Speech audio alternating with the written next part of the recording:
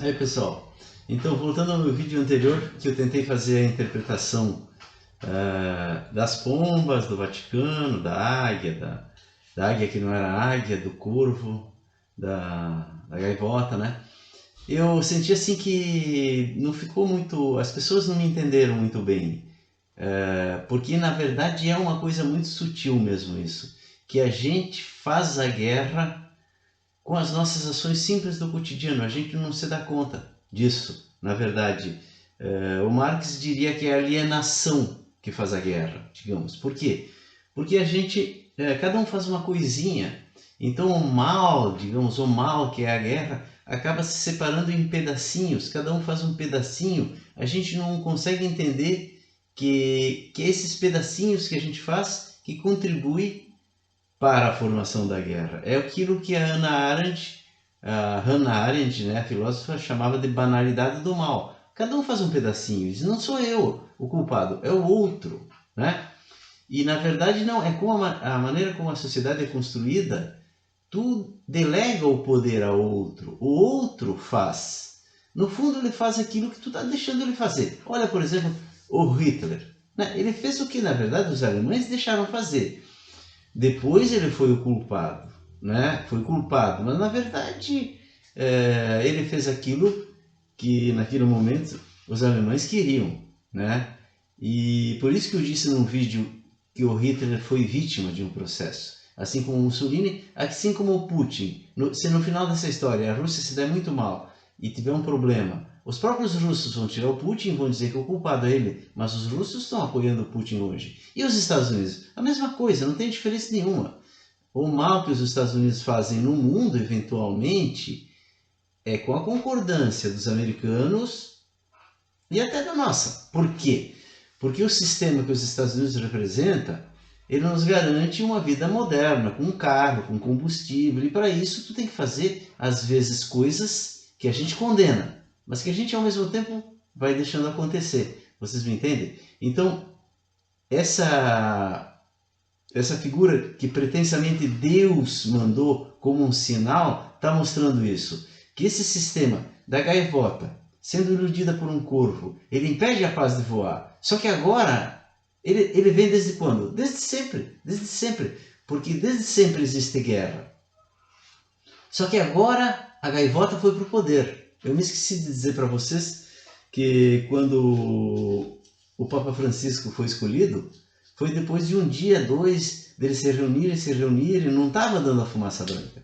E logo antes de sair a fumaça branca, no segundo dia, uma gaivota pousou na chaminé. Saiu, voltou, depois veio uma outra, elas fizeram uma coreografia ali. Ficou famoso na internet isso, né?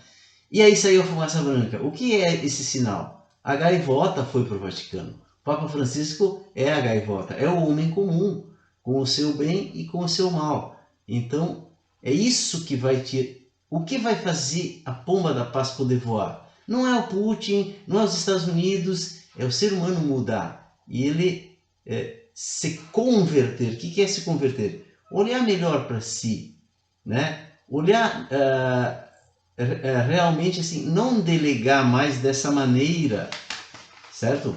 Porque é isso que impede a paz que a gente deseja, que todo mundo deseja, voar efetivamente, né? O que, como exatamente isso vai acontecer, se vai acontecer ou não, aí a gente só vai descobrir no caminho. Mas cada um pode fazer na sua vida e começa a se questionar a sua própria forma de viver, se está optando por um lado, está botando fogo lenha na fogueira, se está, por exemplo, querendo muito ter um padrão que às vezes pode estar pesando sobre o planeta, se não é legal a gente começar a pensar num padrão mais simples, né? Que consuma menos, enfim, um monte de coisas que é difícil daqui a gente precisar, né? Mas se a gente quer caminhar para a paz, a gente tem que deixar de ser uma gaivota iludida por um corvo, certo?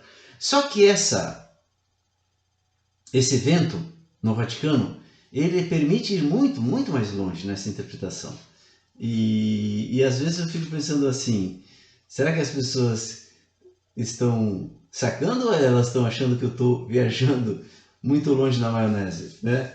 Porque é assim, quando antes da pandemia e muitos anos atrás era mais comum eu sair, bater um papo, tomar uma cerveja, às vezes no meio dessas conversas de filosofia, e eu olhava para o lado assim, aí dizia para quem estava comigo, não, eu estou olhando se a pessoa está ouvindo, eu vou falar mais baixo porque ela pode pensar que eu estou maluco, entendeu? Então a filosofia às vezes tem essas coisas, mas eu vou me arriscar um pouco além, né, nessa interpretação das pombas do Vaticano. Muito bem. De onde eu peguei esse pequeno relato mítico da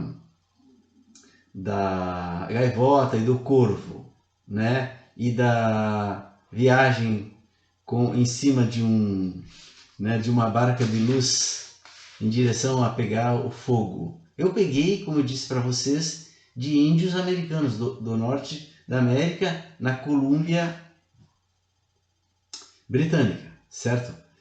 E aí fui olhar o mapa da Colômbia Britânica para ver onde era, porque geralmente o lugar de onde sai tem alguma coisa a dizer também, certo?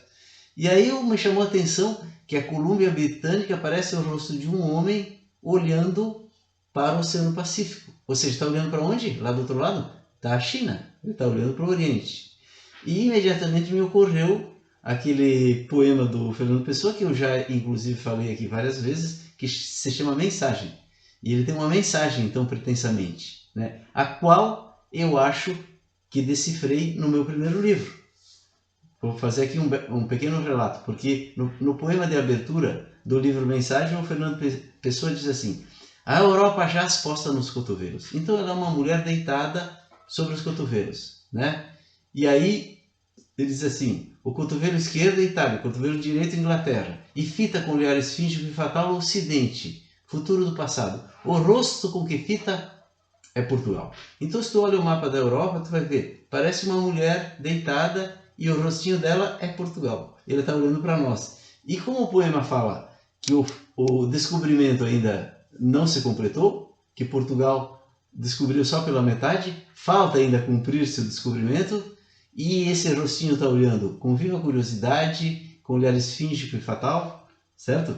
Eu concluí, no meio de um monte de outras coisas, não só disso, que o Brasil tem uma grande contribuição a dar num possível novo descobrimento que vai completar o primeiro descobrimento, que é o descobrimento desse território que ultrapassa a própria racionalidade, que eu acredito que exista, e que é, na verdade, o cerne. No fundo é o cerne desse meu canal, certo? Agora, olhando o rostinho, né, da Colômbia Britânica, eu disse, olha aí se completa o globo. É outro lado da história. Então, eu não sei dizer exatamente tudo isso, mas existe lá um rostinho da América do Norte olhando para onde? Para a China. Então isso quer dizer o quê? Quer dizer o seguinte, que esse enigma colocado, se você quiser acreditar, por Deus, já que nesse canal Deus a gente não sabe o que é, está em aberto. Existe algo, alguém não me pergunta quem, que faz tudo, inclusive os deuses, certo? Então Deus, o Deus nosso, o Deus do Ocidente, está nos dando um recado. Ele está dizendo isso, que a gente tem que deixar de ser gaivota, mas tem ligação com a América do Norte.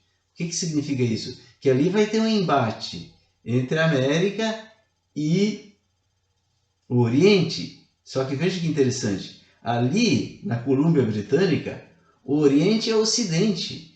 Então ali o que era Oriente passa a ser Ocidente, o que é Ocidente passa a ser Oriente, porque não é mais aqui no Atlântico. Agora é no Pacífico, entende? Quando alguém da Colômbia Britânica olha para o Oriente, na verdade ele está olhando ao Ocidente. Então isso permite um monte de coisas, um monte de interpretações.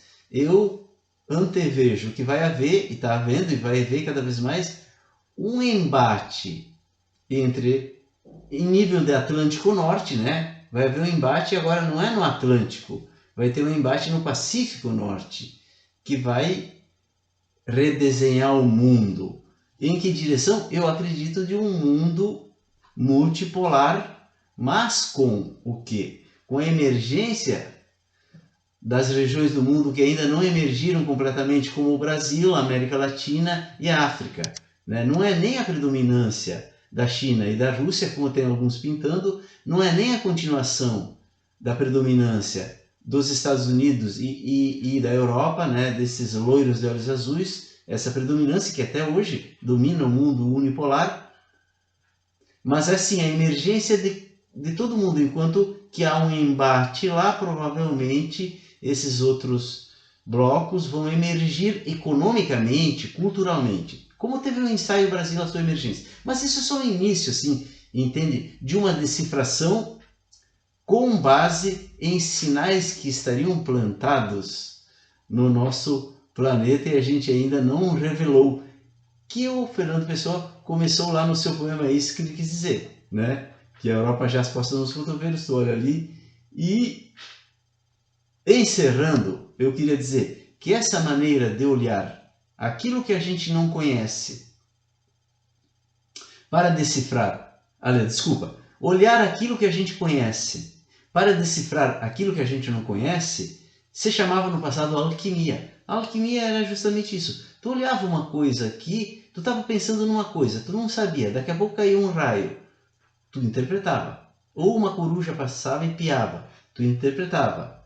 Mas com base em que tu acredita nisso? Tu acredita com base na tua crença de que os cernes que governam toda a realidade são os mesmos. Certo? Então, quando tu não sabe uma coisa, mas tu sabe outra, tu pega essa coisa e interpreta. Porque o cerne que fez a coruja piar é o mesmo cerne daquela coisa que tu está querendo entender. Entende? Assim era a alquimia. E a ciência surgiu em certo sentido da alquimia. Porque a ciência também faz isso. Ela pega uma coisa que ela não conhece e ela tenta adivinhar o que vai acontecer com base numa coisa que ela conhece. Por exemplo, quando tu estabelece uma coisa como a lei de Newton, que diz que força é igual a massa vezes aceleração, o que tu está dizendo? Eu conheço essa equação, força é igual a massa vezes aceleração. E eu vi que ela se enquadra numa coisa que eu não conheço, que é o mundo, e que eu acho que conheço. Agora com a ciência a gente acha que conhece. Só que o mundo, as coisas, a matéria, a energia, não é simplesmente força igual a massa vezes aceleração. É muito mais que isso. Na verdade, eu simplifiquei o mundo dizendo que força igual a massa vezes aceleração. Até porque depois a física quântica e a física relativística mostrou que o mundo não é simplesmente força igual a massa vezes aceleração. Mas o que a ciência fez? Ela procurou conhecer um negócio que ela não conhece, que é o mundo material, a energia, tudo, através de uma coisa que ela conhece, que é uma equação matemática que ela tirou da sua cabeça. E a ciência faz isso com tudo. Então ela é igual à alquimia? Não é bem igual à alquimia, ela é semelhante à alquimia. A alquimia, ela vai além da natureza, ela entra para dentro do sobrenatural, ela pressupõe um mundo sobrenatural. Enquanto que a ciência, ela se chama ciências naturais porque ela só leva em conta a natureza, aquilo que a gente chama de natureza, certo? Então quando tu olha o mapa global e tu vê um sinal, como um rostinho, pode sim isso significar alguma coisa que tu vai poder interpretar se tu tiver um conhecimento bastante vasto de tudo que está envolvido. Ok? É isso. Beijos. Até a próxima.